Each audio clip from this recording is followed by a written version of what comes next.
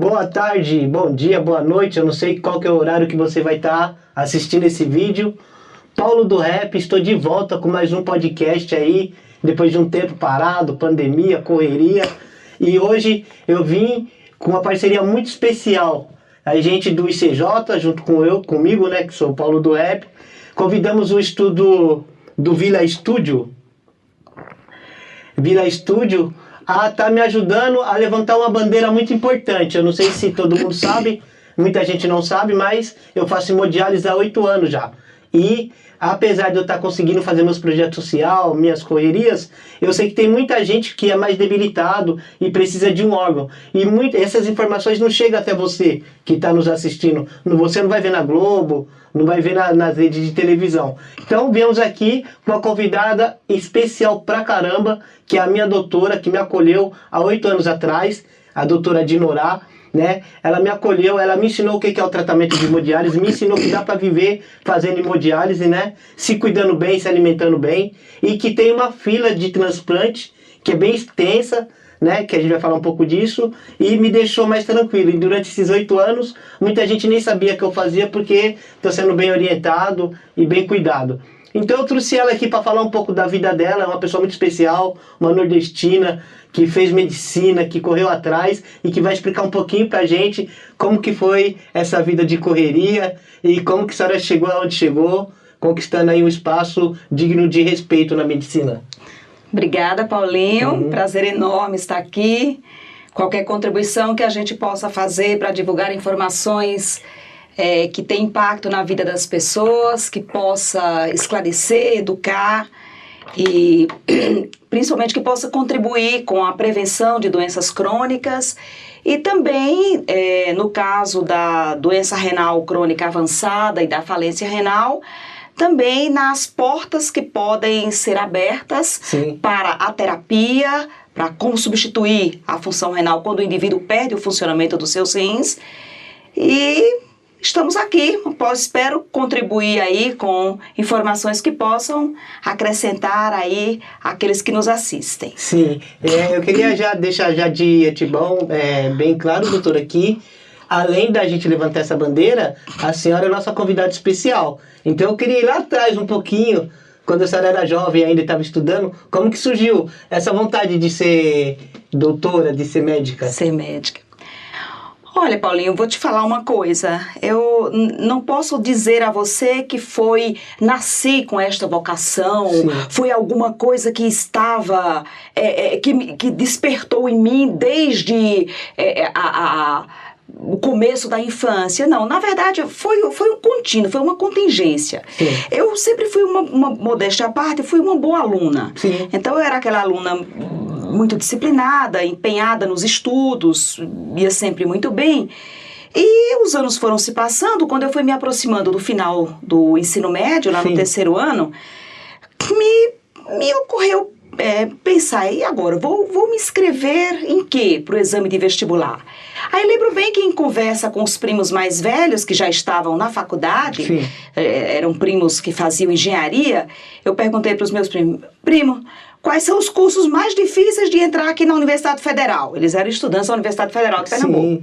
Só, de longe, medicina, engenharia elétrica, direito, são os cursos mais concorridos. Pois eu vou me inscrever no mais concorrido que tiver. Qual foi no desafio? Qual foi o ano passado a maior concorrência que teve aqui na Universidade Federal de Pernambuco? Eu sou pernambucana.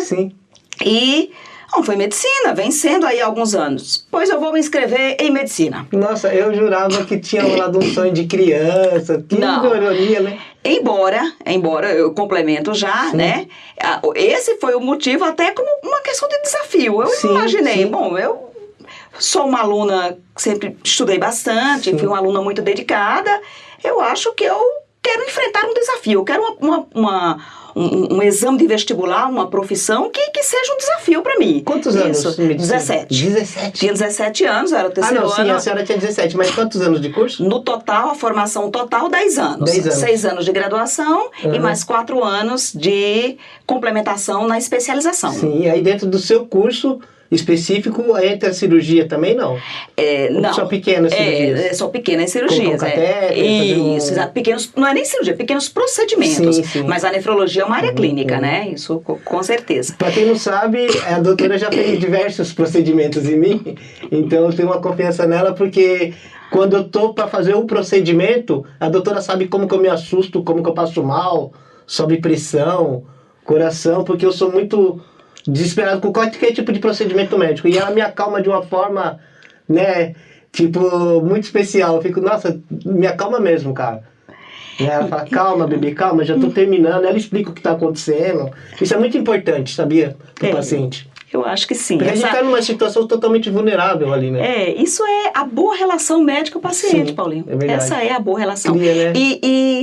E assim, é sabido pelos médicos, os médicos mais experientes, que isso conta um papel enorme no tratamento. Sim. Essa confiança dessa relação onde o paciente confia no seu médico, nas palavras dele, na assistência que está sendo dada. Ele, assim, de antemão, isso já é um passo importantíssimo na adesão do paciente ao tratamento, para que ele siga as orientações, a proposta de tratamento feita. Sim. Isso já é uma etapa importantíssima do tratamento. Bastante. Mas complementando, terminando, só para a gente fechar aquela motivação inicial, então, esse foi, de fato, o que me motivou, o desafio. Mas antes disso, ainda na infância, estudando, eu tive a oportunidade, a minha mãe era professora de ciências, né, de biologia. Então, em casa eu tinha diversos livros didáticos da área de biologia, de ciências, e sempre tive muito contato com isso desde cedo, e tinha um microscópio. Lá em casa tinha um microscópio. Sim. E eu lembro que bem, assim, ainda muito criança, 8 ou 9 anos, eu já olhava as coisas no microscópio. Sim. Então, eu recolhia folha no jardim, cortava as folhas, colocava na lâmina do microscópio. Depois eu passei a examinar tecidos de animais, então a pena de um passarinho, um passarinho morria, eu abria o passarinho inteiro, pegava os órgãos, fatiava, ia olhando, legal, isso ainda na infância. Então eu acho... Um dom realmente que foi se desenvolvendo, mas que nasceu realmente com a senhora. Isso, eu acho que sim. Eu imagino que essa curiosidade por essas questões relacionadas às ciências naturais, à biologia, isso não deixava de ser já um despertar de uma aptidão, né? Sim. Então, foi mais ou menos assim. Mas naquele momento mesmo ali, prestes a prestar o exame de vestibular, o desafio de um vestibular concorrido, eu posso dizer a você que esse foi a força motriz daquele momento, sim. Naquele momento. E graças a Deus, em nenhum momento ao longo do curso eu tive dúvida, em nenhum momento eu hesitei em questionar se era aquele curso mesmo que eu queria. Me identifiquei completamente. Depois, terminada a faculdade, a graduação, o complemento, né, com a especialização em nefrologia, e foi uma realização mesmo. Eu acho que eu fui me guiando por questões internas mesmo, mas estava no caminho certo.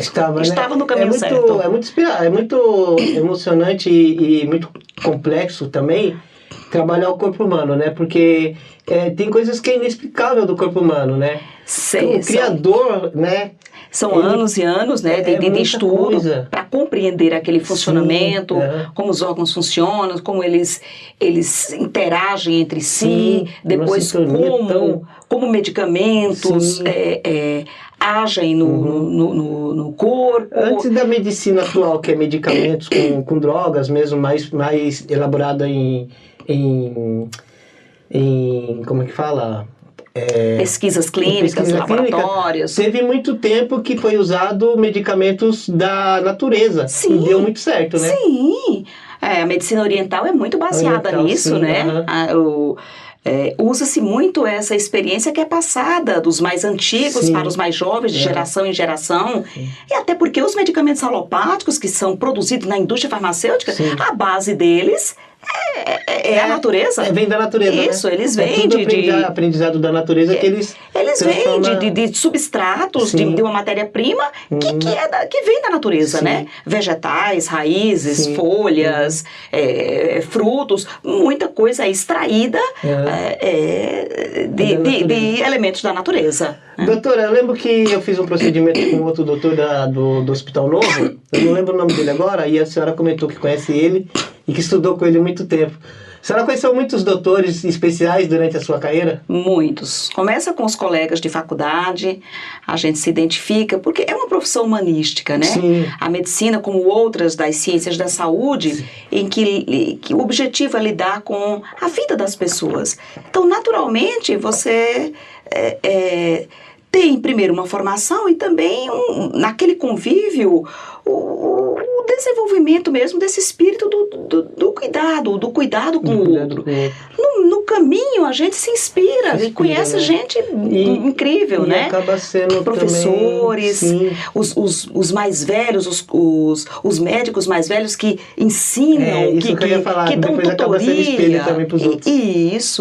Isso tem o papel dessas pessoas, dos professores, dos tutores, sim, daquelas pessoas que vão te conduzindo ao longo do curso e mesmo da residência médica, que é a etapa que vem a seguir, muitas dessas pessoas são pessoas inspiradoras pela postura, pela maneira de se portar, pela maneira de exercer o ofício, o trabalho médico. A senhora sabe que minha mãe esteve internada, né, agora esse último mês, no Hospital São Paulo, e ela passou uma fase do Hospital São Paulo que estava super lotado, pandemia, minha mãe ficou no corredor no tempo, e as pessoas chegavam estressadas xingando o cara que está atendendo, o atendente, o segurança, e a coitada da doutora que estava te dobrando em 3 para atender um monte de gente no corredor, né?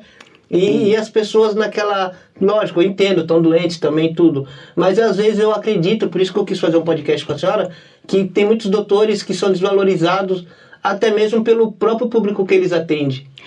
Sim. Hoje, muitos veículos de comunicação, não só na comunicação na área de saúde, vez por outra aparece na imprensa a agressão a enfermeiros, sim, a agressão a médicos, há diversos casos de agressão verbal, até agressão física, sim, mesmo. Gente, vocês não sabem, não têm ideia do trabalho desde o médico, dentro do hospital, desde o doutor, né, que vai assinar a última assinatura lá para dar a alta, né, vamos dizer assim, sim, até a pessoa da limpeza, que está trabalhando na limpeza. É um amor tão grande, mas também porque é um ambiente meio pesado às vezes, né, doutora? É um ambiente tenso, é um ambiente onde a gente convive. A gente passa e vê uma pessoa, amanhã a gente não vai ver mais. Isso. É bem complicado. É um ambiente de grande sofrimento, de momentos também de muitas alegrias. Como eu falei, pessoas vão, mas pessoas chegam todo dia.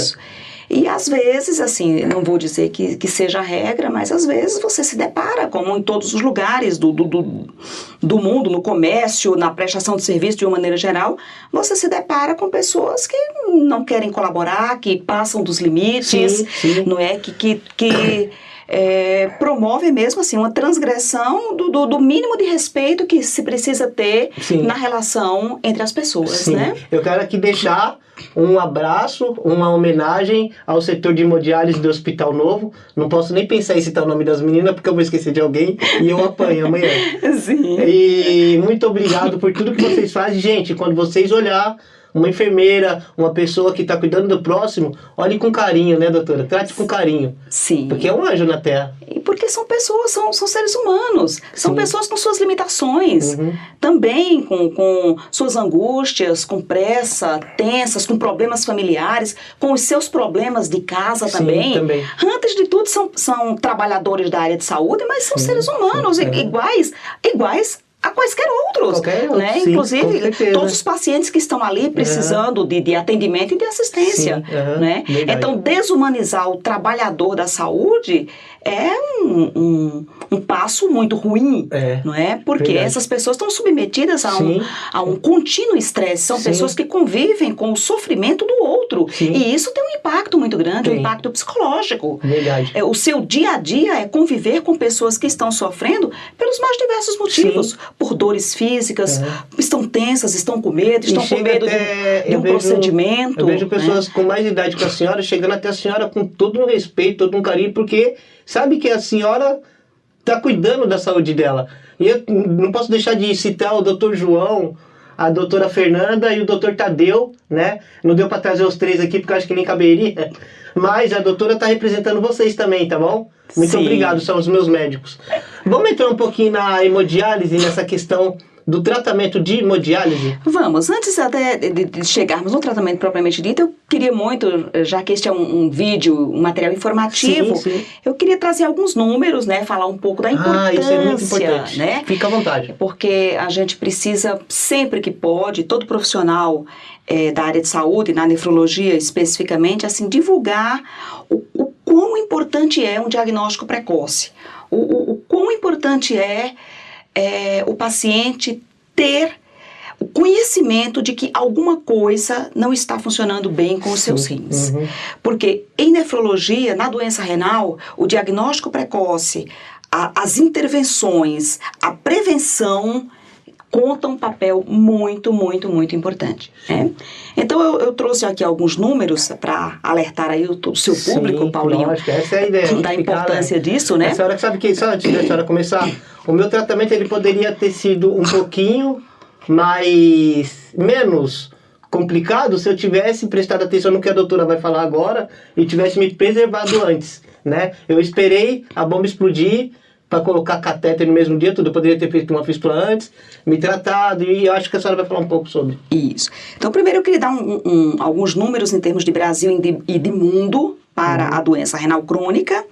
E o que é doença renal crônica? É o indivíduo ter qualquer tipo de comprometimento ao funcionamento dos seus rins. Sim. É a pessoa não ter a plena função dos rins. Estes rins, que são dois, não trabalharem de forma eficaz, adequada, na sua plenitude.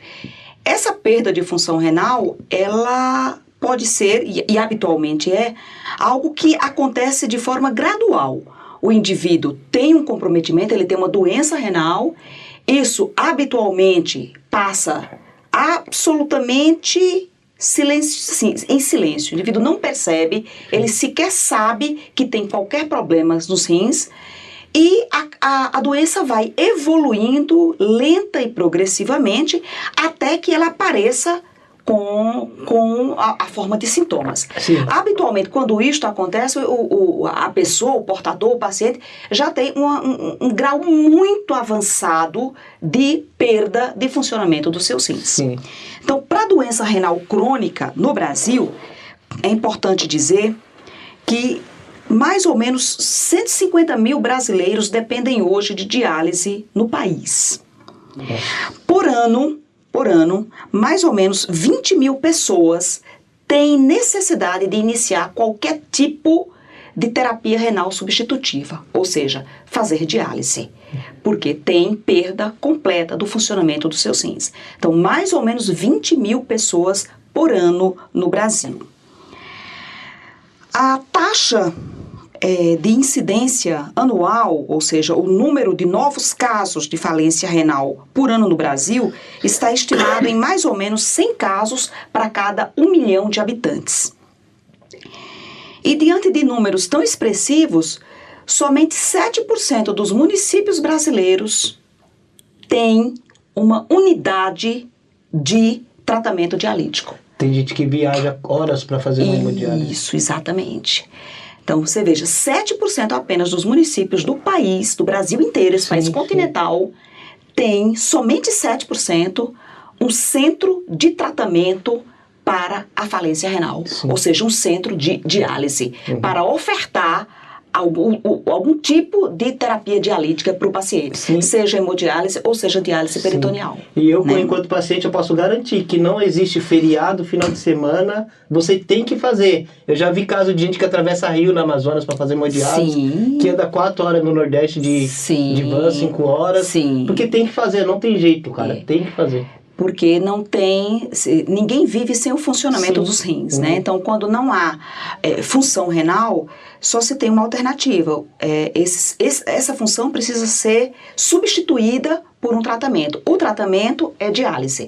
E existem duas formas de fazer diálise. Ou você faz hemodiálise, que é a filtração direta do sangue, ou se faz uma outra modalidade dialítica, que aí não usa o sangue, chamada de diálise peritoneal. Mas é incompatível. A insuficiência renal avançada, tardia, insuficiência renal crônica final, ela é incompatível com a vida. Então, não se vive sem o funcionamento dos rins, com falência renal completa. Isso é impossível. Ou o indivíduo transplanta, ou ele tem que se submeter a uma terapia dialítica. E quais são os grupos de risco, assim, principais, que é importante, assim, que as pessoas saibam? Quando eu devo me preocupar se eu possa ter algum problema com os rins?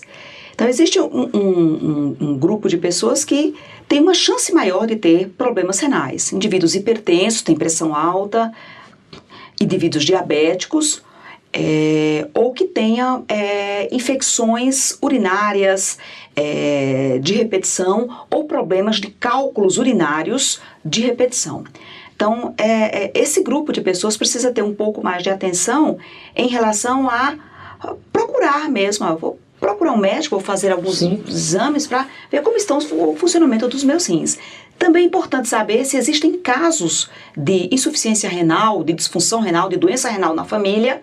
Os descendentes, os demais membros da família também têm uma chance maior, de ter também problemas de falência renal. A minha mãe, ela é transplantada faz 8 anos e a minha avó faleceu com problemas renais, porque de 20 anos para cá, eu lembro porque o nosso amigo finado Rogerinho, que fez o tratamento comigo, ele já fazia muito mais tempo que eu. E eu lembro que quando ele começou o tratamento, eu ia visitar ele no hospital quando ele tinha 14, 15 anos, e parecia que demorava acho que um dia inteiro, e toda hora tentando achar um lugar para poder estar colhendo o sangue dele. Não era assim, não tinha uma fístula certinha igual tem hoje. Então, teve uma progressão, né?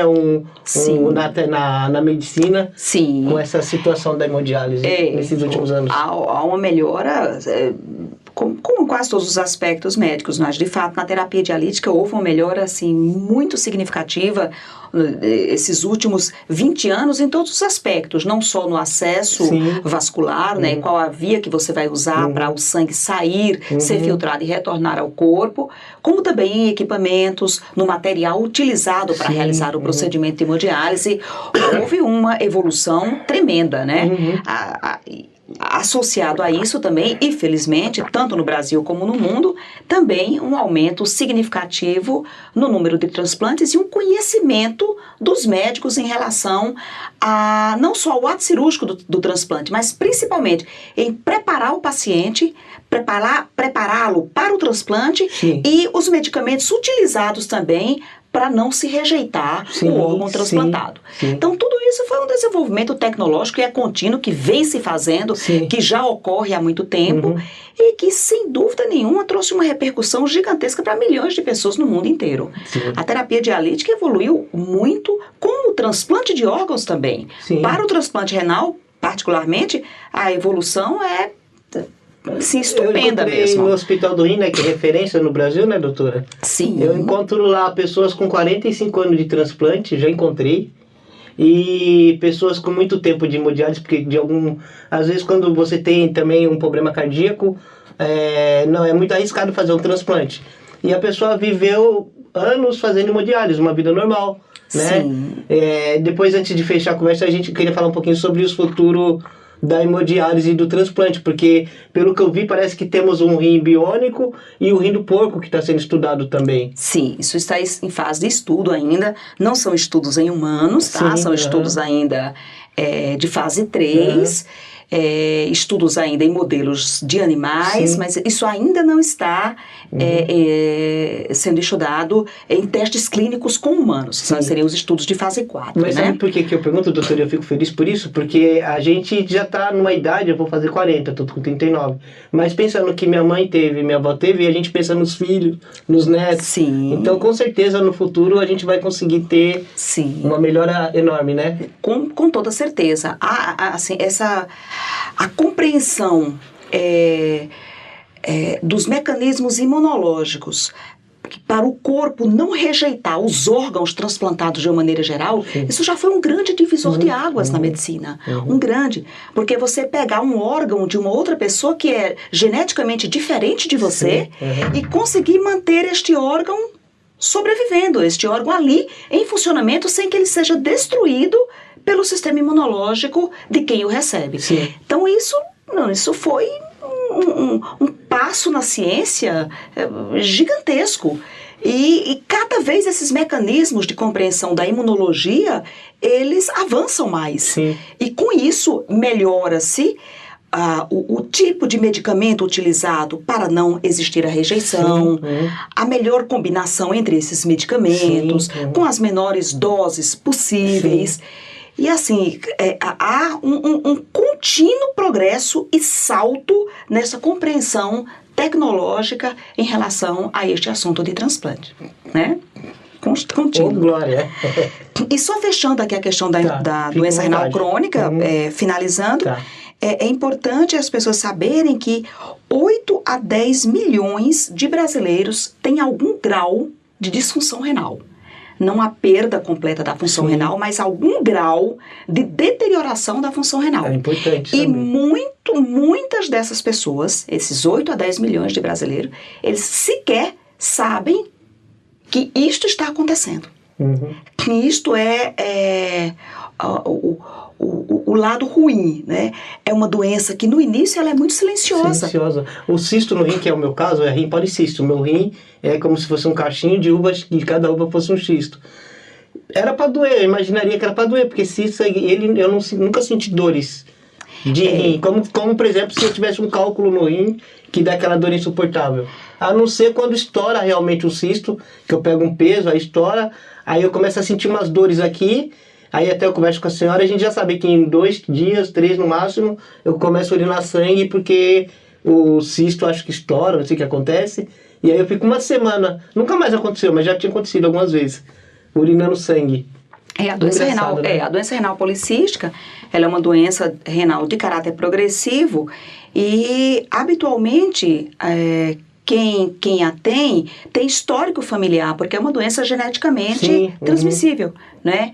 Então, normalmente o paciente que é portador deste tipo de problema, ele sabe que tem alguém na família ou que já necessitou transplantar ou que já necessitou de uma terapia dialítica e geralmente este paciente, quando é portador desta doença renal policística do adulto, os médicos costumam instruir, olha, se tiver filhos, se tiver irmãos e coisa e tal, é importante que essas pessoas sejam avaliados, porque a chance delas virem a ser portadoras também é grande. E quanto antes saber, antes você já começa a se tratar, né? Para poder adiar pelo menos o inevitável, mas adiar. Isso. Eu poderia ter adiado bastante. Que é o foco, na verdade, né?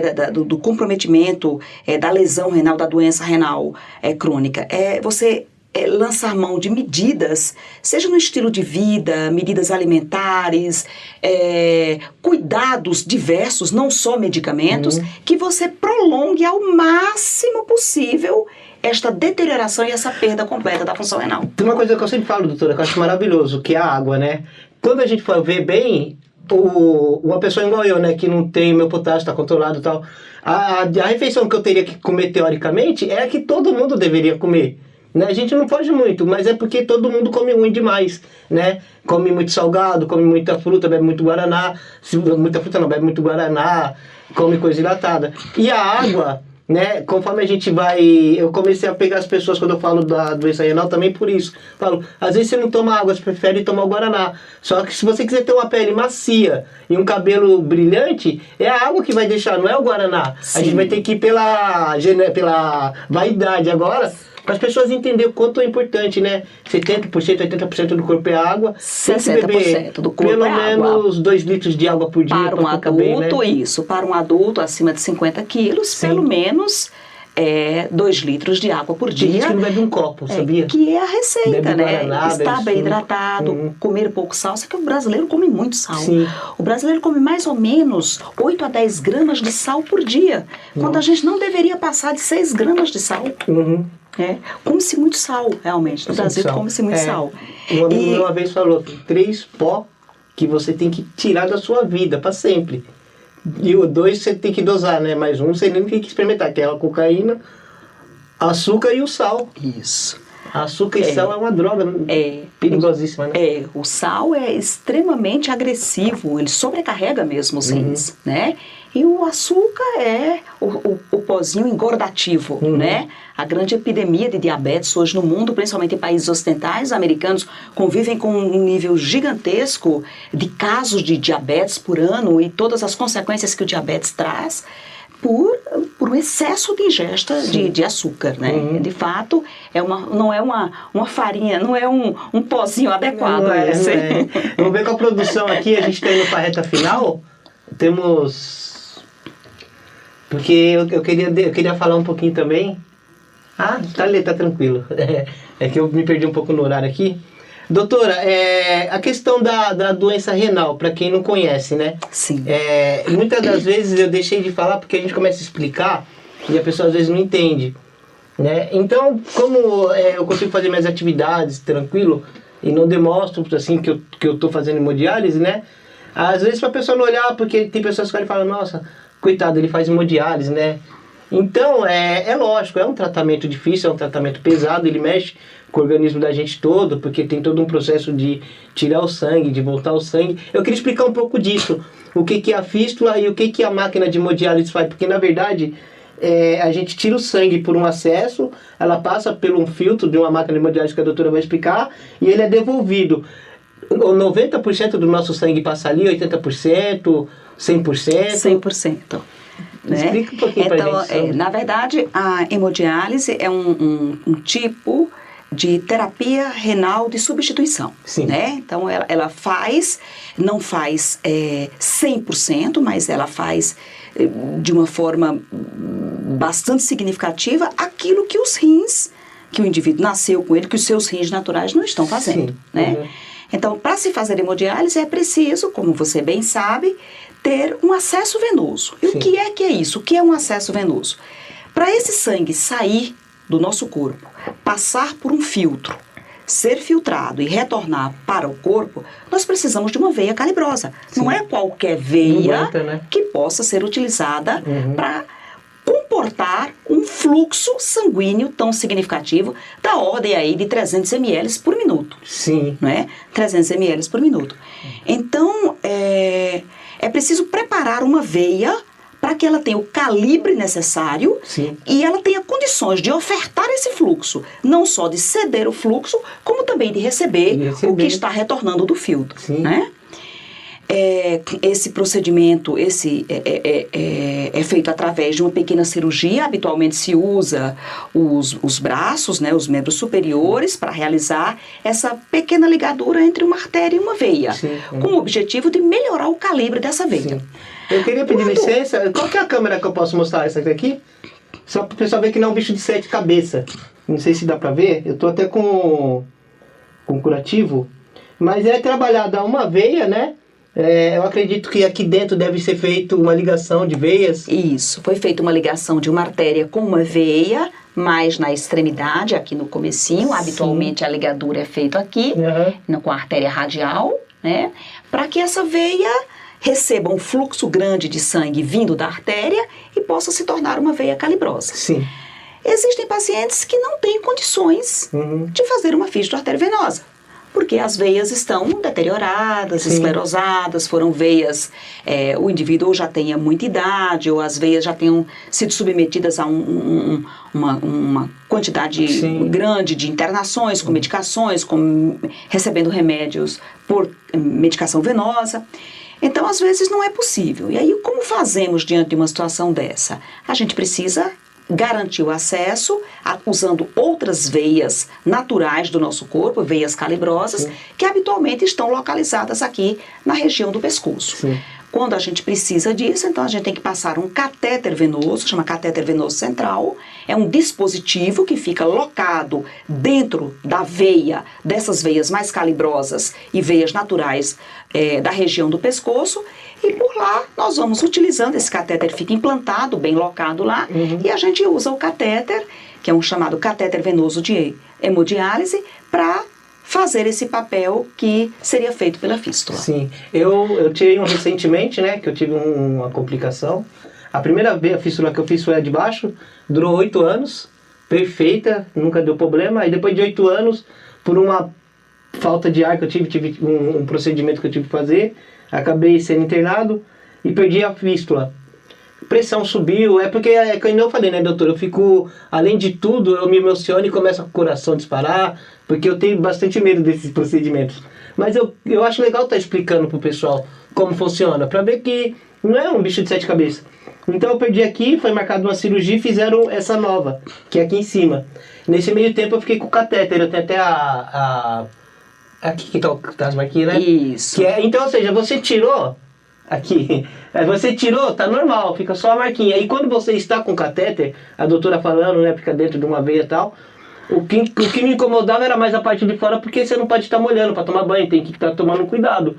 Por dentro você não sente nada, né? A medicina conseguiu ali. Sim. A doutora ela foi extraordinária, porque eu tinha colocado um primeiro catéter e eu não gosto de colocar por causa do procedimento de furar e tal, né?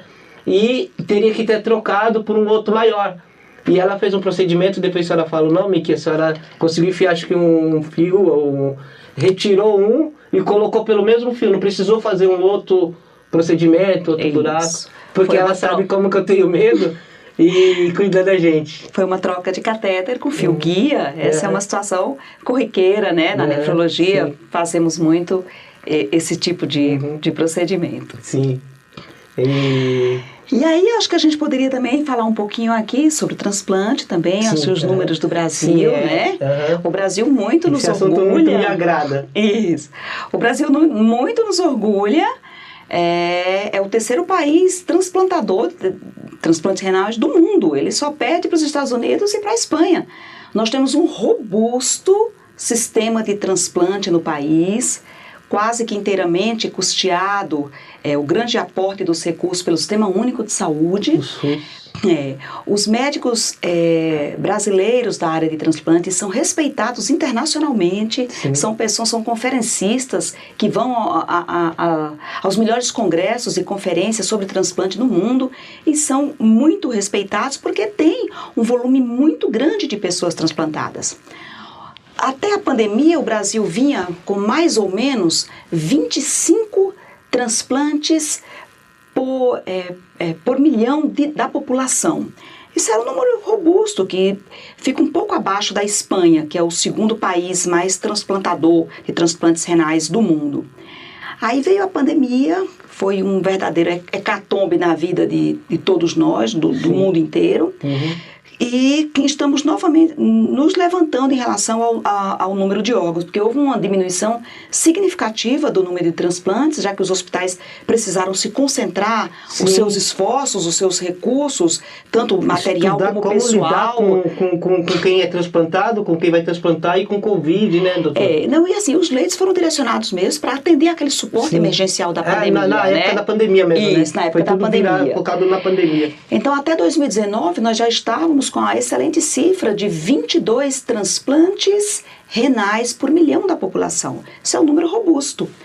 E tivemos uma queda significativa até 17 por milhão da população. E estamos retomando de novo. Né? Já estamos em 21,7. Eu comentei com a senhora hoje, no nosso setor aqui de Atibaia, nos últimos 3 meses, foi transplantado 3 pessoas entre 30 e 40 anos, cara. Uma idade super legal. Pessoas que trabalham, pessoas que querem viver, né? Quer viver de novo, igual que a idade que eu tô. E tô esperando aí nos próximos. E, por toda essa pandemia que passou, que tava parado, aí de nada, em 3 meses, 3 do mesmo setor de hemodiálise, da mesma cidade. Sim. É muito orgulho, né? Exatamente, muito orgulho. Legal. Parabéns aí. Vou até falar o nome deles, é a Thaís, o Alessandro. E eu esqueço o nome do rapaz do Jardim do Trevo, mas ele sabe quem que é. o mano do Jardim do Trevo. Eu vou lembrar o nome dele, eu vou falar. Eu vou achar aqui enquanto a senhora comenta. De fato. E assim, transplantes com êxito. Quando o transplante vai bem e tem ido quase sempre muito bem, o paciente não tem problemas com rejeição, porque o ato cirúrgico hoje está absolutamente dominado pelas equipes, né? A técnica de inserção deste enxerto renal, deste órgão a ser transplantado, ela está muito bem desenvolvida. A grande chave mesmo de tudo é o controle da não rejeição. É não rejeitar o órgão transplantado. Então, superada essa fase, passada, o paciente vai muito bem. Eu conheço pacientes com 25 anos de transplante, como também já tivemos pacientes com 25 anos de diálise. Sim, e que transplantaram, né? Então, a fila de transplante renal é uma fila única, muito bem controlada por diversas entidades médicas, o Ministério Público. Isso é tudo muito bem controlado, muito bem supervisionado, regulado pelas secretarias estaduais de saúde nos diversos estados. Mas é uma fila assim, com maior rigor, com maior critério. De fato, a decisão de quem vai receber o órgão transplantado é uma decisão imunológica mesmo. Sim. Ou seja, para aquele órgão ofertado, o receptor será aquele indivíduo que tiver a melhor compatibilidade com o material genético daquele órgão a ser doado, e funciona muitíssimo bem. Essa aí é uma coisa que funciona maravilhosamente bem no Brasil, o transplante de órgãos. Sim, e a gente já vai ciente. Por exemplo, eu estou aqui falando com a doutora, do nada o hospital pode me ligar agora ou qualquer hora da noite, da manhã, e perguntar, falar que tem um órgão que eu sou compatível, se eu tenho interesse, e se eu consigo estar lá em 2 horas, dependendo da distância. E, do mesmo jeito que ele me ligou, eu já sei que ela vai ligar, eu não sei se é para mais 4 pessoas ou para mais 6. Se são 3 para cada órgão ou são 2? Habitualmente são convocados 3 pacientes para o transplante renal para cada rim. Para cada rim, então são 6 pessoas no total. Porque um doador ele pode doar 2 rins, né? Isso. E dessas 6 pessoas, eu sei que chega lá, vai ser feita uma bateria de exame para ver quem está mais adequado a estar recebendo esse rim. E aí outra mensagem importante para a gente falar para as pessoas é: o que limita o transplante no país? A oferta de órgãos. Então é muito importante que as pessoas tenham essa ciência que o grande limitador ao número de transplantes não é falta de equipe para transplantar, é oferta de órgãos. E para existir oferta de órgãos, é preciso que as pessoas, os familiares aceitem ou concordem com a doação de órgãos. Quando que isso é feito? Como é que um órgão é retirado de alguém? Necessariamente, a doação de órgãos é feita por pessoas que tiveram o diagnóstico de morte encefálica, naturalmente, né? Então, a pessoa não tem mais viabilidade do ponto de vista cerebral, mas o coração ainda está batendo. Então, este indivíduo, esse potencial doador, ele está num ambiente de terapia intensiva, com todo o cuidado, com todo o suporte, para manter o coração e a pressão arterial tudo adequado, até que o diagnóstico de morte encefálica seja efetivamente realizado. São testes rigorosos, feitos por neurologistas, tem todo um rigor, um critério para diagnosticar e dizer que determinado indivíduo, determinada pessoa está em morte encefálica e que aquilo é irreversível. Então, este indivíduo, nessa condição, geralmente é um paciente que está num ambiente de terapia intensiva, as equipes, os médicos na UTI, ou os médicos transplantadores, abordam a família. Diz: olha, esse é um paciente que tem a potencialidade de ofertar os seus órgãos para transplante. Sim. Podem ser ofertados córneas, as 2 córneas, rins, coração, fígado, pulmões. Então, tudo isto, doutora, é passível de doação. Mas se a pessoa falecer e ela, com 18 anos, você já pode virar doador de órgãos? É preciso deixar claro, essa é uma conversa que as pessoas precisam ter com suas famílias. Tá, então porque na verdade que ele quis ser com 18 anos doador de órgãos, se chegar no dia ele falecer e a família não quiser A família é quem dá a palavra final. A família tem autonomia plena sobre a decisão. Então é importante que as pessoas conversem com os seus familiares. E externem esse desejo, que se uma fatalidade em suas vidas acontecerem, nós não sabemos o dia de amanhã, nenhum de nós, né?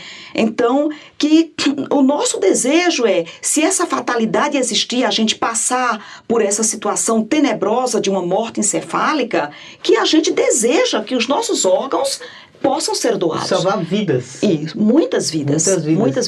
E a limitação dos transplantes de órgãos no mundo inteiro é doação. É doação.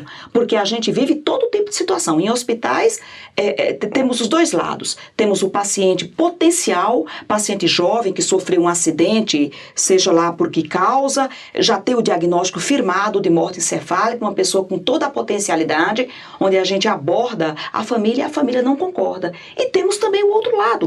Pessoa, um determinado paciente, onde a família é absolutamente concordante, ela deseja inclusive fazer a doação, mas o indivíduo não pode doar porque é um indivíduo já com doenças crônicas, com órgãos que não são viáveis, ou que o tempo ali, ainda na terapia intensiva, foi inadequado para manter a viabilidade desses órgãos. Então a gente tem as duas situações. Mas é importante essa mensagem. A grande limitação aos transplantes não é a equipe transplantadora, é doação, é disponibilidade de órgãos para serem doados. Tem uma música que eu fiz, né, que é o meu testemunho, que tem uma parte que eu falo, né?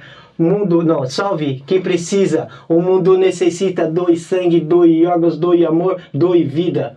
Então, essa é a bandeira que estamos levantando. E hoje, parte de corte dessa conversa vai estar entrando no meu próximo clipe que eu vou fazer com o Colégio Terra Brasil, com os alunos, onde a gente vai estar levantando a bandeira de doação de órgãos numa música. Então, eu vou estar dando uma aula no clipe para os alunos e vou estar explicando para eles a importância da doação de órgãos. E no começo e no final vai ter uns cortes com essa entrevista. Então, a gente está fazendo um material mesmo para você entender como que é importante. Eu, no meu caso, doutora, eu preferi doador falecido, né? Teve muitos amigos, eu fiquei muito feliz que teve bastante amigo que se ofereceu a estar fazendo exame e me doar o rim dele. Aí, como eu sei que procedimento médico não é muito legal, eu pelo menos tenho medo, aí eu falei, como eu sou novo e eu tô ali, né, doutora, conseguindo, Então, fica tranquilo, muito obrigado de coração, eu agradeço, fico feliz de saber que meus amigos me ofereceram, mas eu vou esperar alguém que já se despediu dessa vida, que Deus recolheu, para estar me dando mais vida. E é até importante explicar para as pessoas, né, que os rins, como são dois, temos dois órgãos, todos nascemos com dois, é possível a doação de um rim e o indivíduo ter uma vida plena e satisfatória, permanecendo com um órgão apenas, né? Isso é possível para o transplante renal. Eu conheço uma moça que nasceu com um rim só também. Sim. Isso acontece algumas vezes, né? Chama-se agenesia renal. Essa é uma situação ainda não é tão frequente assim, mas que no desenvolvimento ainda embrionário, lá dentro do útero, não houve essa formação completa e o indivíduo nasce e vive uma vida inteira, uma vida plena, somente com um rim. Isso é possível. Né? Doutora, falando da doutora Dinorá, a senhora é casada, tem filhos? Sou casada, moro em Atibaia, então eu sou pernambucana. Quando eu terminei a minha graduação em 1992, lá na Universidade Federal de Pernambuco, eu prestei provas, exames de residência aqui do estado de São Paulo. E passei na Unesp de Botucatu, que é a Universidade Estadual Paulista, e me mudei para Botucatu para estudar, dar continuidade aos estudos. Lá permaneci mais 4 anos e quando eu terminei a residência, eu fui convidada a vir morar aqui em Atibaia, trabalhar no Novo Atibaia. E estou aqui desde então, 1998, foi minha chegada. Cheguei aqui solteira, né, com 29 anos de idade. Me casei com atibaiense, sou casada há 22 anos, tenho 2 filhos maravilhosos, um menino de 21 anos e uma garota de 18. Pra nós. Como é que é? Um de 22? Um de 21 anos, 21? Meu filho já é estudante de engenharia mecânica, já está no 4º ano. Ela está na Unicamp, e a minha garota de 18 anos que vai prestar exame de vestibular esse ano. Ai, que bom. Ela vai cursar o quê? Quer prestar Economia e Administração. Ah, sim. Tomar conta dos negócios da família. Não tem tantos negócios assim. Mas vai ter sim. Doutora, eu queria deixar aí, a gente tem mais uns 5 minutos, 10 minutos. Primeiramente, eu queria agradecer de novo o Estúdio Vila aí, Vilas Estúdio, que é um pessoal de Atibaia. O meu primeiro trabalho com rap eu fiz há 20 anos atrás com o Marcelo, que é um dos sócios aí. E o Vila também me conhece há muito tempo, eles estão na cultura da cidade aí. A senhora deve ter esbarrado muito com eles nessas festas que existem. E cederam, né, em prol dessa causa, esse estúdio maravilhoso deles aqui, né, pra gente estar fazendo essa entrevista. E queria agradecer a Maria Fernanda do ICJ também, que acompanhou, tá junto com a gente. Escutem, prestem atenção, procurem, pesquisem dados, cuidem da sua saúde, virem doadores de órgãos e salvem vidas. Sangue, procure saber o que pode ser doado em vida, porque eu acredito que quando você faz o bem para uma pessoa, para um ser humano, o retorno com certeza ele vem. E eu queria deixar a doutora para fazer os agradecimentos e ficar à vontade. Eu que agradeço, Paulinho, essa oportunidade. Achei o tempo passou tão rápido, uma conversa agradável. Sim, agradável, né? Agradável e cheio de conteúdo. Eu acho muito importante o que a gente puder fazer na área de saúde, qualquer profissional da área de saúde, no sentido de divulgar informações, sim, procurar esclarecer a população. Sim. Isso tudo é muito bem-vindo. Uhum. E quando a gente fala, o foco do assunto é prevenção e doação de órgãos, uhum, prevenção à doença renal crônica e doação de órgãos, eu acho que fica ainda, temos aí uma relevância importante. Eu que agradeço, foi ótimo, uhum, descontraído, muito tranquilo, e estamos aí. Fico feliz, foi uma tarde maravilhosa. Paulo do Rap voltando aí, fazendo os podcasts, fazendo muito importante, inclusive para mim, né, que estou aí na fila, que faço esse tratamento. Obrigado, estúdio, obrigado, Marcelinho, obrigado, Vilaça, Fernanda, a galera que está assistindo. Quem conseguir, para quem chega esse vídeo, compartilha o máximo de pessoas possíveis para saber essas informações importantes. Doutora, muito obrigado. De nada, Paulinho.